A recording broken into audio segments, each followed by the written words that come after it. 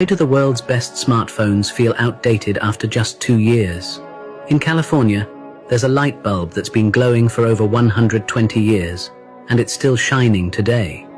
Funny enough, the company that made it went bankrupt nearly a century ago. Why? Because they built it too well. Customers never needed a replacement, and eventually the company ran out of buyers. Smart business people know this. Making a product too perfect can sometimes be the fastest way to kill your business. Let me tell you a story that explains this even better. At a busy market, a vendor was selling chili peppers. One day, a customer walked up and asked, "Are these peppers spicy?" It was a tricky question. If the seller said yes, he might lose customers who didn't like spicy food.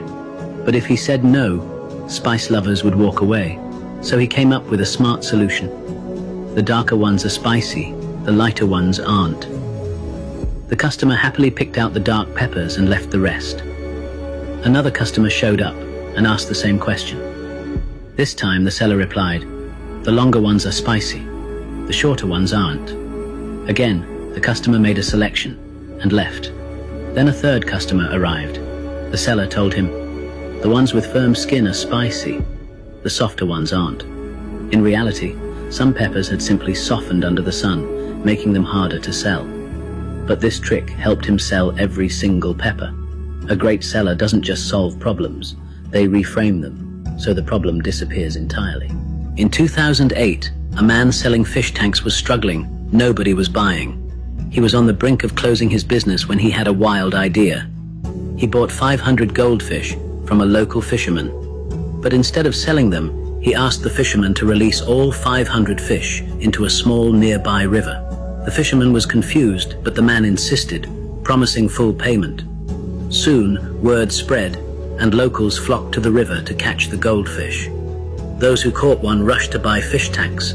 Others, hoping to catch a fish later, bought tanks in advance. Even as the seller raised prices, the tanks kept selling out. He didn't just sell fish tanks, he sold opportunity. Imagine a whole watermelon sitting on a grocery shelf for $3. No one bites. But cut it in half, add a cheap plastic spoon, and suddenly that same $3 half melon becomes a quick snack people want. And it sells out. The spoon isn't special, but it turns the melon into something convenient. And that's what sells. Money doesn't flow to the best products, it flows to the ones people feel they need. Making money isn't as hard as most people think. The real challenge is how you think about it.